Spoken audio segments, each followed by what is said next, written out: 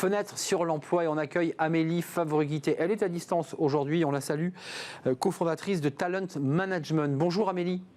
Bonjour Arnaud. Aujourd'hui, vous avez essayé de nous parler d'un sujet qui est très peu traité, les surdiplômés. Alors ceux qui évidemment ont les bons diplômes et qui vont bien, mais finalement, ces surdiplômés ne jouent pas sur leurs soft skills, parce qu'ils sont trop sûrs d'eux. Ils se disent après tout, ça va passer avec mes diplômes, il n'y a aucun problème. Oui et non. Je pense qu'il y a aussi le fait qu'ils ont vu leurs parents galérer, ne pas avoir les jobs voulus parce qu'ils n'avaient pas les bons diplômes à l'époque et qu'ils se sont dit je ne veux pas connaître la même chose et je vais moi aussi me surdiplômer pour être sûr de m'ouvrir toutes les portes. Concrètement, ça veut dire quoi? Ça veut dire qu'on a quand même une augmentation des diplômés qui a largement progressé en 10 ans. On a de plus en plus de jeunes Bac+5. Oui, depuis 10 ans, ça a triplé le nombre de jeunes qui sont diplômés Bac+5 et ça fait qu'augmenter d'année en année. Et j'ai justement lancé un sondage aujourd'hui sur LinkedIn pour comprendre pourquoi ils faisaient tous des surdiplômes et beaucoup me disent qu'en fait, ils ont vu leurs parents se faire refuser des promotions parce qu'ils n'avaient pas les bons diplômes ou parce que de temps en temps, ils ont envie de changer de voie et qu'en cours de route, ils disent non, ce diplôme, il n'est pas pour moi. Mais je vais quand même aller jusqu'au bout des choses avant de changer et d'aller vers un autre métier. Il y a une étude intéressante du Britannique Oliver Robinson qui est assez intéressante sur ces jeunes.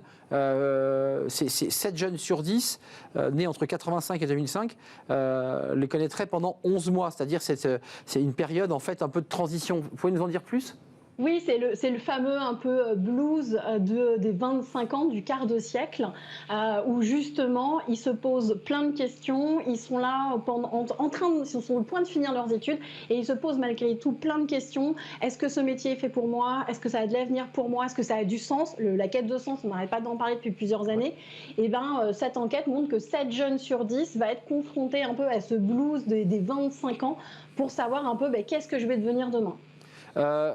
Pour rester sur notre thème, Amélie, parce qu'ils n'utilisent pas leurs soft skills, je me permets de reposer la question. On a compris qu'ils se surdiplômaient parce qu'ils avaient finalement l'image de leurs parents qui n'avaient pas pu grimper.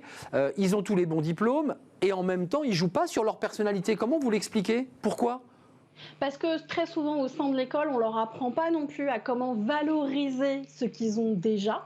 Qu'ils voient en dehors, ils voient un petit peu ce côté où on leur demande de plus en plus d'expérience. Ils sont aussi sur des formations qui ne facilitent pas forcément les stages et les expériences. C'est souvent des stages courts, c'est pas forcément des stages en lien avec les diplômes ou les formations ou les métiers qui les intéressent. Certains font de l'alternance, mais tout le monde ne fait pas d'alternance. Et donc effectivement, face à un jeune qui par exemple ferait de l'alternance et aurait déjà 1 an, 2 ans ou 3 ans d'expérience en alternance, un jeune qui sort juste avec 2 mois, 5 mois ou 6 mois de stage, eh bien pour beaucoup d'entreprises, ce n'est pas du tout valorisable. Alors, là, on évoquait ces jeunes en surdiplôme, il y a les doubles cursus. Vous qui êtes une recruteuse, Amélie Favre-Guittet, chez Talent Management, ça vous évoque quoi? Un jeune qui a double cursus, triple cursus, qui a enchaîné les masters, ça peut être lu de 1000 manières par un recruteur. Ça peut être lu de 1000 manières. On peut voir le jeune qui, par exemple, a fait un diplôme complémentaire. Il a fait un diplôme en marketing, suivi d'un diplôme en big data. On sent que justement, il va avoir un potentiel assez énorme dans l'entreprise parce que ses formations sont complémentaires. Donc ça va être plutôt bien vu.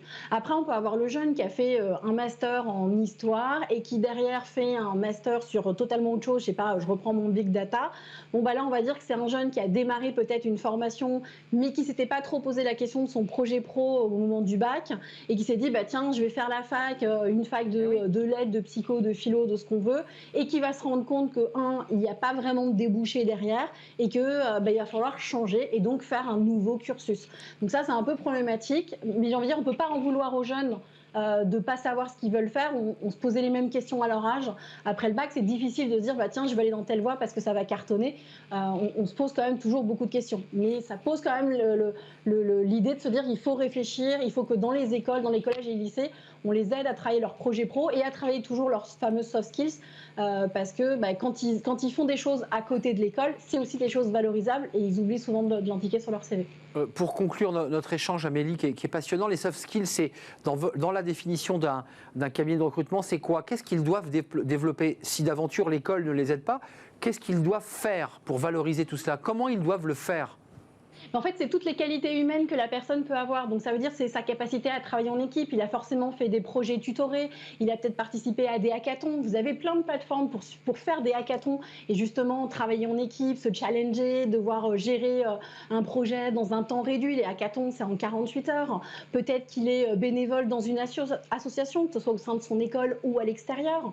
Et ben c'est la même chose. Il doit gérer des projets, il doit aller parler à des gens, il doit peut-être décrocher son téléphone pour faire un peu de prospection. Ben, c'est autant de qualités et de savoir-être et de savoir-faire qu'il est en train de développer et qui vont intéresser les entreprises. Donc même si c'est pas en lien avec le métier sur lequel il est en train de se former, il est en train de développer des qualités qui vont l'aider à être beaucoup plus performant. Et c'est ça qu'il faut arriver à mettre en avant. Bon, il y a aussi le côté où il faut sensibiliser les entreprises à ça, mais ça, c'est un autre débat. Ça, c'est votre boulot. Avant de nous quitter, quand même, il faut préciser qu'aujourd'hui, le diplôme n'est plus une garantie et ne protège pas du chômage. C'est-à-dire que c'est peut-être aussi pour ça qu'il y a une forme de boulimie de diplôme pour peut-être se donner toutes les chances de trouver un job. C'est pas si simple d'être un jeune aujourd'hui et de trouver un emploi.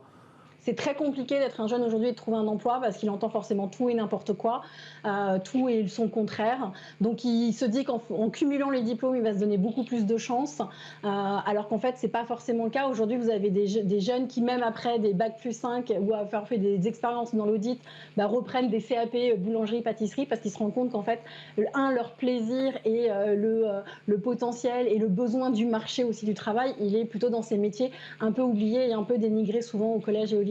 Ouais, ça, c'est de la faute des parents. Fais ton droit et après, tu pourras faire du théâtre. C'est comme ça que, voilà, ça, c'est l'histoire. C'est une vieille et longue histoire. Merci Amélie Favre-Guittet d'être venue avec nous aujourd'hui en distanciel. Vous êtes la présidente cofondatrice de Talent Management, cabinet de recrutement. Voilà, merci à vous Amélie. L'émission est terminée. C'était un vrai plaisir de partager cette semaine avec vous, semaine de Smart Job. On se retrouve lundi évidemment pour de nouvelles aventures. Je remercie toute l'équipe évidemment. Je remercie Lauriane Bouet à la réalisation. Je remercie Héloïse bien entendu au son. Je remercie Fanny Griesmer qui est ma compagne et qui est dans mon oreille chaque jour. Et puis je remercie Carla pour l'accueil invité. D'ici là, portez-vous bien. Restez fidèles à tous nos programmes et ils sont variés sur Bismart. Bye bye, bon week-end à tous.